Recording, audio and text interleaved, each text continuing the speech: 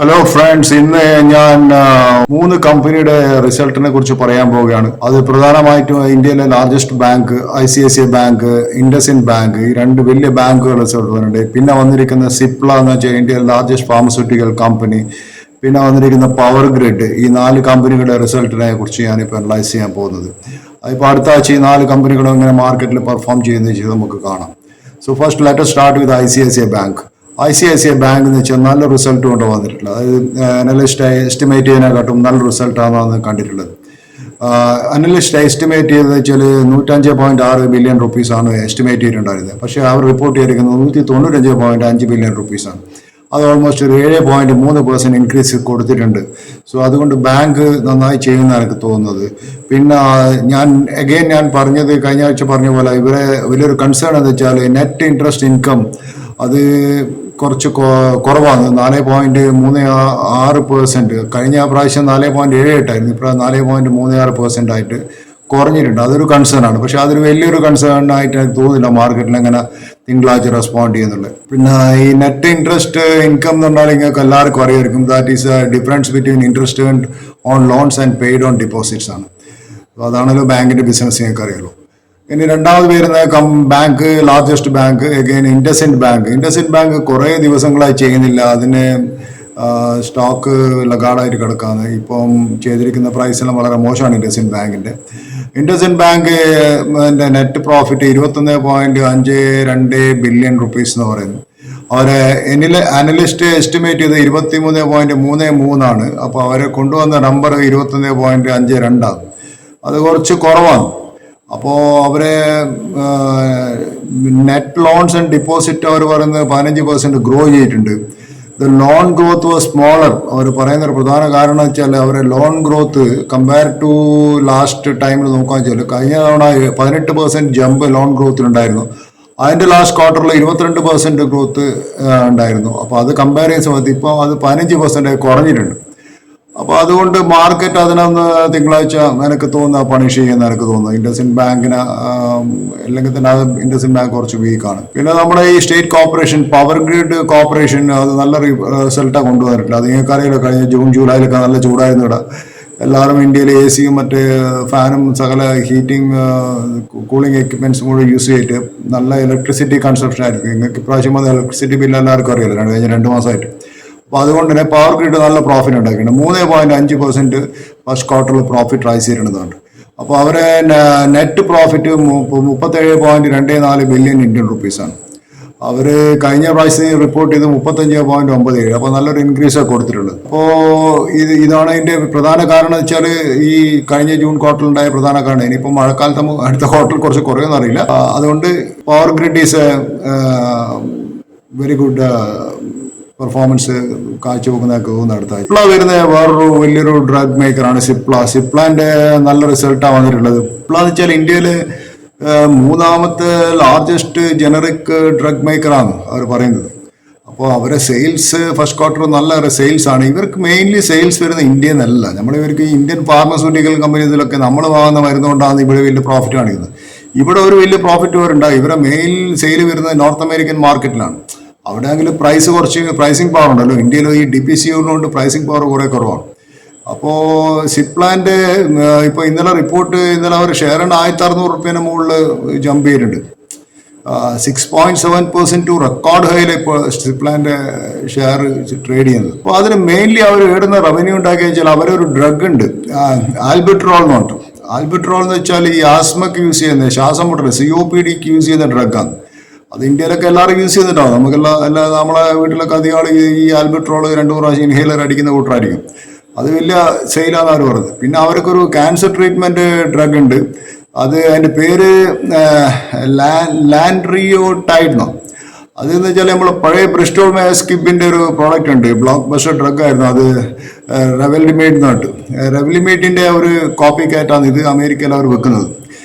ഈ 2 ഡ്രഗാണ് അവർക്ക് വലിയ റവന്യൂ ഉണ്ടാക്കിയത്. അത് ക്യാൻസർ ഡ്രഗ്, അത് മൈലോമ എന്ന് പറഞ്ഞൊരു ക്യാൻസറിന് ഉപയോഗിക്കുന്ന ഡ്രഗാണ് ഈ റെവലിമേറ്റ് ബിസ്റ്റോൾമാസ്കിന്റെ. മൈലോമ ക്യാൻസർ എന്ന് വെച്ചാൽ അതൊരു plasma cell cancer on the plasma cells ആണ്. ഈ പ്ലാസ്മ സെൽസ് എന്ന് പറഞ്ഞാൽ എന്താ വെച്ചാൽ അത് type of white blood cells in our bone മാരോയിൽ ഉണ്ടാകുന്ന വൈറ്റ് ബ്ലഡ് സെൽസ് ആണ്. അപ്പോൾ ഈ വൈറ്റ് ബ്ലഡ് സെൽസ്, ഈ പ്ലാസ്മ സെൽസ് ബിക്കം കാർസിനോജൻസ് ആയത് മൾട്ടിപ്ലൈ ചെയ്യും.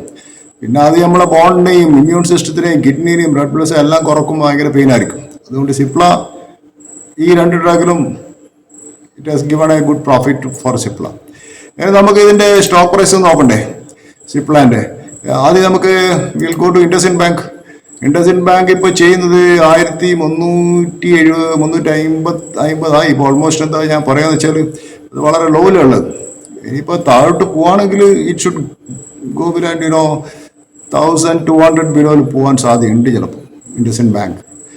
സോ ഇൻഡസിൻഡ് ബാങ്ക് ഇങ്ങനെയുള്ള ഒരു ലോ ലെവലിൽ കിട്ടിയാൽ ഒരു ലോങ് ടേം ആയിട്ട് ഒരു 2-3 ക്വാർട്ടറേയും ഹോൾഡ് ചെയ്യാൻ പറ്റിയിട്ടുണ്ടെങ്കിൽ അത് വാങ്ങിച്ചു വെക്കാം. ഷീറ്റ് ഗെറ്റ് സംവെയർ അറൗണ്ട് ഒരു 1200 താഴെ വരണം അത് ശരിക്കും. ഇപ്പോൾ ഓൾമോസ്റ്റ് ഇപ്പോൾ 1300 സംതിങ് ആയി. ഇപ്പോൾ 1355 വന്നു കഴിഞ്ഞു. സോ ഇൻഡസിൻഡ് ബാങ്കിന്റെ ബാലൻസ് നോക്കുകയെന്ന് വെച്ചാൽ അത് എക്സ്പെൻസീവ് ആയിട്ട് തോന്നുന്നത്. കുറച്ചുകൂടി കുറവാണ് ഇൻഡസിൻഡ് ബാങ്കിന്. Stock value 1.99, market cap to sale 2.3. എനിക്ക് എൻ്റെ പറ്റിയാൽ കുറച്ചുകൂടി കുറവാണ് ഇൻഡസിൻഡ് ബാങ്ക്. സോ അപ്പോൾ നിങ്ങൾക്ക് ഇൻവെസ്റ്റ് ചെയ്യാം. 1200 റുപ്യേൻ്റെ മുകളിൽ കിട്ടിയിട്ടുണ്ടെങ്കിൽ 1200 സമയം 1250 റേഞ്ചിൽ കിട്ടിയാൽ കുഴപ്പമില്ല. അതുപോലെ നമ്മളെ ഇത് ICICI ബാങ്ക് പറഞ്ഞു വെച്ചാൽ അത് ഓൾമോസ്റ്റ് വളരെ ഹൈയിലുള്ളത്. ICICI ബാങ്ക് ഇപ്പോൾ ചെയ്യുന്നത്, ഇന്നലെ ചെയ്തത്ര ICICI ബാങ്ക് ഓൾമോസ്റ്റ് ചെയ്തത് 1219 വന്നിന് ICICI ബാങ്ക്. അപ്പോൾ ഇത് എന്തായാലും തിങ്കളാഴ്ച കുറച്ചുകൂടി പോകാൻ സാധ്യതയുണ്ട് ICICI bank.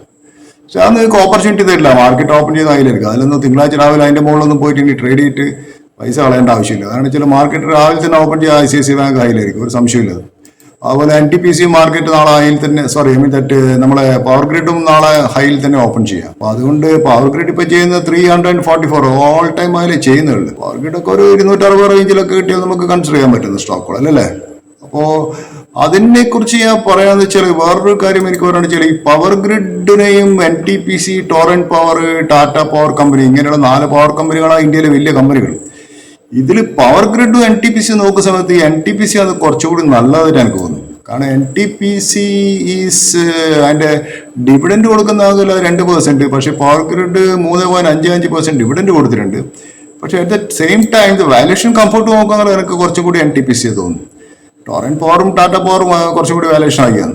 Power grid or NTPC ആണ് കുറച്ചും കൂടി ബെറ്റർ ആയിട്ട് എനിക്ക് തോന്നുന്ന ഒരു സ്റ്റോക്ക്. പിന്നെ നമ്മളെ ഗോൾഡ്, നമ്മളെ ഫൈനാൻസ് മിനിസ്റ്റർ ദുബായിന്റെ എക്കണോമി നല്ലോണം ബൂസ്റ്റ് ചെയ്തിട്ടുണ്ടല്ലോ. ദുബായിക്ക് എക്കണോമിക്ക് നല്ലൊരു ഗുണം കിട്ടിയ മറ്റേ നമ്മളെ ബഡ്ജറ്റ് ഉണ്ട്. പിന്നെ ഈ ഗോൾഡിന്റെ പ്രൈസ് എന്ന് വെച്ചാൽ നിങ്ങൾക്കറിയാം, ഗോൾഡിന്റെ പ്രൈസ് ഡിറ്റർമിൻ ചെയ്യുന്ന ഒരു നമ്മളെ ഇന്ത്യക്കാർക്ക് പ്രത്യേകിച്ച് ഗോൾഡിനോട് ഒരു സൈക്കോളജിക്കൽ പെർസെപ്ഷൻ ഓഫ് ആ ഗോൾഡിനോട് ഒരു വാല്യൂ ഓഫ് ഗോൾഡ് ഉണ്ട്. I will never sell my gold എന്നുള്ള ഒരു അപ്രോച്ചാണ് നമ്മളെ എസ്പെഷ്യലി നമ്മളെ ഇന്ത്യക്കാർക്ക് ഉള്ളത്.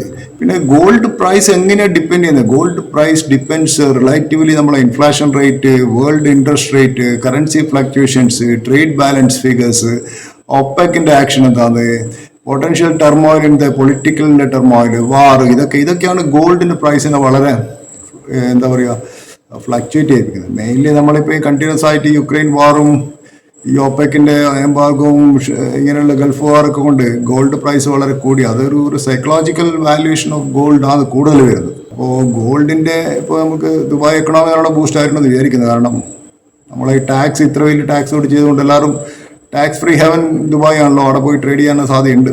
പിന്നെ നമ്മുടെ പാരീസ് ഒളിമ്പിക്സ് ആണ് ഇന്ന് നിങ്ങളെല്ലാവരും വാച്ച് ചെയ്തിട്ടുണ്ടാകുന്നിരിക്കുക TV ഇന്നലെ സെലൻഡിയോന്റെ വളരെ ഇമോഷണൽ സോങ് ആയിരുന്നു. അത് നല്ലൊരു സോങ് ആയിരുന്നു, ഞാൻ കണ്ടു ഇന്നലെ. അപ്പോൾ ഈ പാരീസ് ഒളിമ്പിക്സിന്റെ പ്രത്യേകത എന്താ വെച്ചാൽ അത് ലോക ചരിത്രത്തിൽ ആദ്യമായിട്ട് ഒരു ജെൻഡർ ഇക്വാലിറ്റി ചെയ്ത ഒളിമ്പിക്സ് എന്നാണ് പറയുന്നത്.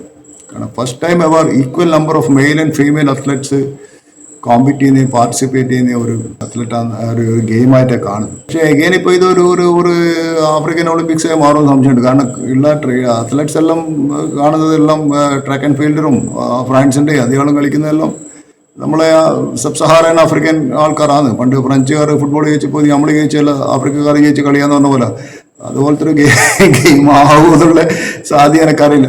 അപ്പോൾ ഈ ഫ്രഞ്ചുകാർ മെയിൻലി സൈക്ലിങ്ങിൽ അവരൊപ്പം ചാമ്പ്യൻസ്, സൈക്ലിങ്ങിലും സ്വിമ്മിങ്ങിലും അവർ വലിയ ആൾക്കാരാണ് ഫ്രഞ്ചുകാർ ഒപ്പം കളിക്കും. പിന്നെ ഓസ്ട്രേലിയൻസ് ഇപ്പോൾ അത്ര മെഡൽ എടുക്കുമെന്ന് അറിയില്ല.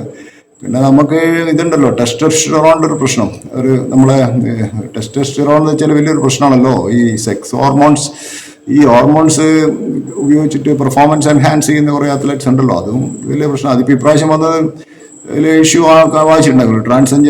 ട്രാൻസ്ജെൻഡർ ആയിട്ടുള്ള അത്ലറ്റ്സിന് കുറച്ചും കൂടി പെർഫോമൻസ് ചെയ്യാൻ പറ്റുന്നത്, അതുകൊണ്ടാണ് അവരെ കോമ്പറ്റ് ചെയ്യാൻ വിടാത്തതെന്നുള്ള അവർ പറയുന്ന കാരണം എന്ന് വെച്ചാൽ ഇതാണ്, അവർക്ക് കുറച്ച് ടെസ്റ്റോസ്റ്ററോൺ ലെവൽ കൂടുതലാണ്. അപ്പോൾ അത് നല്ലൊരു പെർഫോമൻസ് കൊടുക്കുന്ന അവർ പറഞ്ഞു. അതുകൊണ്ട് മറ്റുള്ള കളിക്കാർക്ക് ഒരു അഡ്വാൻറ്റേജ് കൊടുക്കൂല, അത് അവർക്ക് നല്ല പെർഫോമൻസ് കൊടുക്കുന്ന പറയുന്നു. അതൊരു അൺഫെയർ അഡ്വാൻറ്റേജ് എന്നാണ് അവർ പറയുന്നത് കേൾക്കുന്നത്. ഇതൊക്കെയാണ് ഇന്ന് എനിക്ക് പറയാനുള്ളത്. ഇനിയിപ്പോൾ നമുക്ക് തിങ്കളാഴ്ച മാർക്കറ്റ് ഓപ്പൺ ചെയ്യുമ്പം എങ്ങനെയാണെന്ന് നോക്കാം ഈ സ്റ്റോക്സുകൾ പെർഫോം ചെയ്യുന്നത്.